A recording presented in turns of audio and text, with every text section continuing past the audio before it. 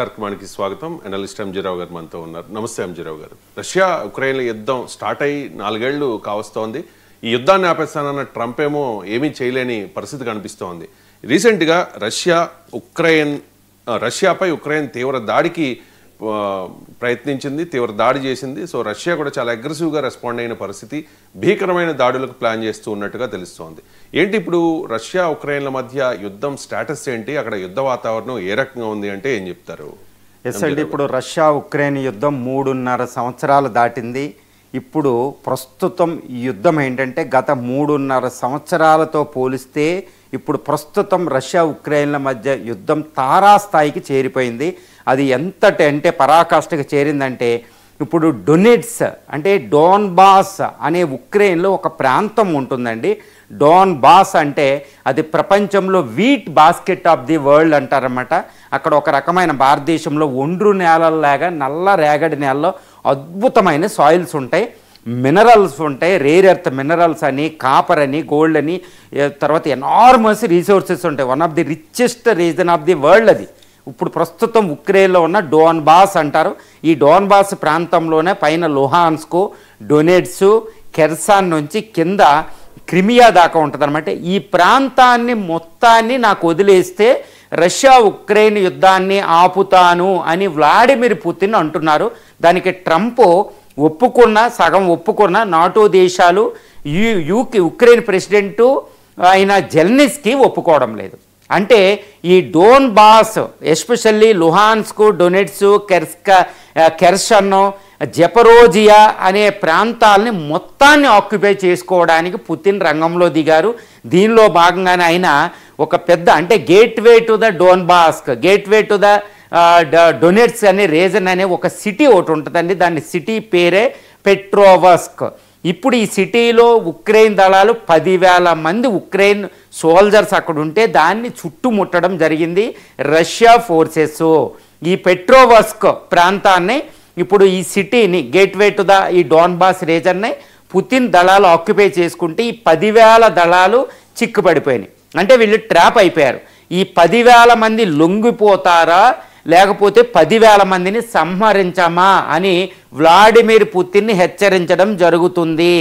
ఇప్పుడు ప్రస్తుతం ఉక్రెయిన్ అధ్యక్షుడు జెల్నిస్కీ ఎంత ప్రయత్నిద్దామన్నా ఆ దళాలను రక్షించే పరిస్థితి లేదు. అంటే ఉక్రెయిన్ 10,000 మంది సైనికులు సరెండర్ అయిపోయే పరిస్థితి ఇక్కడ ఉంది, లేదా చచ్చిపోయే పరిస్థితి ఇక్కడ ఉంది.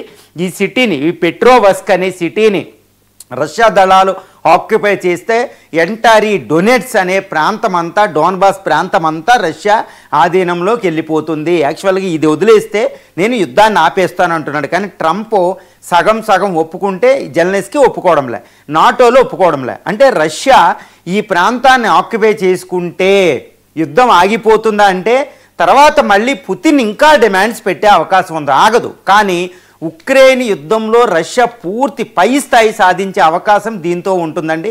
అక్కడ ఇప్పుడు ఆల్రెడీ వింటర్ స్టార్ట్ అయిపోయింది ఉక్రెయిన్లో.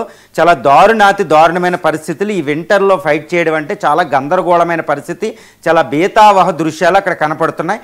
ఉక్రెయిన్ కూడా ఇక్కడ ఈ పెట్రోవస్ దగ్గర రష్యా దళాల యొక్క పై స్థాయిని ఆపడానికి అది ఏం చేస్తుందంటే ఉక్రెయిన్ కూడా అమెరికా మిగిలిన యూరోపియన్ దేశాలు సప్లై చేసిన డ్రోన్లు, అధునాతనమైన క్యామికోజ్ లాంటి అంటే ఆత్మాహుతి డ్రోన్లు అంటారు. క్యామికోజ్ అంటే ఈ డ్రోన్ని రష్యా సిటీల్లో మాస్కో మీద అదేవిధంగా ఉక్రెయిన్ బార్డర్ నుంచి 1,300 కిలోమీటర్ల లోపల అంటే డీప్ పెనిట్రేషన్ చేస్తూ రష్యా సిటీల మీద అటాక్ చేస్తుంది. ముఖ్యంగా రష్యా యొక్క పెట్రోకెమికల్ కాంప్లెక్సెస్, విద్యుత్ శక్తి ఉత్పత్తి వాటి మీద, అదేవిధంగా కీలకమైన ఎయిర్పోర్ట్లు, ఎయిర్ బేస్లు, ఆయుధ స్థలాలు లాంటిని ఉక్రెయిన్ అటాక్ చేయడం జరుగుతుంది. ముఖ్యంగా మాస్కోని టార్గెట్ చేస్తున్నారు. ఎందుకంటే నేను కూడా నిన్ను అటాక్ చేయగలను, ఎంత నాశనం అయితే నేను కూడా చేయగలను రష్యాలో అంటూ ఉక్రెయిన్. దీనివల్ల రష్యా మీద ఒత్తిడి పెరిగి ఎక్కడ తగ్గుతుంది ఈ పెట్రోవస్క్ సిటీ దగ్గర అని ఉక్రెయిన్ అధ్యక్షుడు అనుకుంటున్నాడు. కానీ రష్యా ఏంటంటే ముందు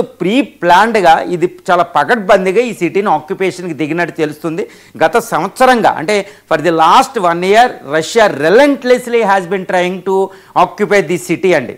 కానీ ఇప్పుడు అది విఫలం చెందింది. కానీ ఇప్పుడు వరల్డ్లో వేరే వార్ ఇన్స్టిట్యూట్స్ ప్రకారం ఇప్పుడు రష్యా పై స్థాయిలో ఉంది. ఈ సిటీ పెట్రోవస్క్ అనే సిటీ రష్యా ఆధీనంలోకి వెళ్ళిపోబోతుంది. అక్కడ 10,000 మంది ఉక్రెయిన్ దళాలు సావు బతుకుల మధ్యలో ఉన్నారు. మ్యాక్సిమం వాళ్ళు సరెండర్ అయ్యే పరిస్థితి ఉంది. కానీ జెలెన్స్కీ మాత్రం ఆదేశిస్తున్నాడు మీరు సరెండర్ అవ్వద్దని. కానీ సరెండర్ అవ్వకుండా వాళ్ళు బతికే పరిస్థితి కూడా, వాళ్ళు సస్టైన్ అయ్యే పరిస్థితి కూడా లేదు. ఇప్పుడు వాళ్ళకి ఆహార సప్లై అన్నిటిని ఎక్కడికక్కడ తెగతింపులయ్యింది. అంటే ఇంకా రానున్న రోజుల్లో వాళ్ళకి ఫుడ్, ఆహారం, వాటర్ అనేది ఉండదు. కాబట్టి రష్యాకి సరెండర్ అవ్వాలి, లేకపోతే చచ్చిపోవడం ఒకటే. కానీ ఉక్రెయిన్ దళాల్లో ఉక్రెయిన్ సైన్యం ఎలా ఉందంటే, ఉక్రెయిన్ సైన్యంలో వాళ్ళకి మొరాలిటీ దెబ్బతింది, ఆత్మవిశ్వాసం పూర్తిగా దెబ్బతిన్నుంది. అది ఉక్రెయిన్ దళాలని ముందుకు నడిపించలేని పరిస్థితుల్లో జెలెన్స్కీ ఉన్నాడు. ఇక్కడ ఇంకొక పెద్ద విషయం ఏంటంటే, పుతిన్ని డైరెక్ట్గా జెలెన్స్కీ టార్గెట్ చేయడం, జెలెన్స్కీ ప్రాణానికి డైరెక్ట్గా పుతిన్ టార్గెట్ చేయడం జరుగుతుంది. అంటే యుద్ధం పీకెస్ట్ స్టేజ్ అని నేను ఎందుకు అంటున్నానంటే, యుద్ధం పరాకాష్ఠకి చేరుకుంది. ఎందుకంటే ప్రపంచమంతా రష్యా మీద ఒత్తిడి తెస్తుంది, పుతిన్ మీద ఒత్తిడి తెస్తుంది. ఇంకా యుద్ధాన్ని కంటిన్యూ చేస్తే Putin is a war mongering, యుద్ధ పిపాసి, ఉక్రెయిన్ మీద అనవసరంగా చేస్తున్నాడని ఒక అపవాదు పుతిన్ మీద వేస్తున్నారు. ఇప్పటికే అమెరికా ఆంక్షలు విధించడం, యూరోపియన్ కంట్రీలన్నీ ఒకటి అవ్వడం, ఈ యూరోప్ అంటే రష్యాకి సపోర్ట్ చేసే ఇటు చైనా, ఇండియాల మీద ఆంక్షలు విధించి ఆయిల్ కంపెనీ మీద ప్రెజర్ తేవడం అనేది జరుగుతుంది. కాబట్టి పుతిన్ మీద ఒక ఒత్తిడి ఉంది. ఎంత వీలైతే యాజ్ ఎర్లీ యాజ్ పాసిబుల్ ఈ has to stop the war, అంటే పుతిన్ యుద్ధాన్ని ముగించాలి తొందరగా.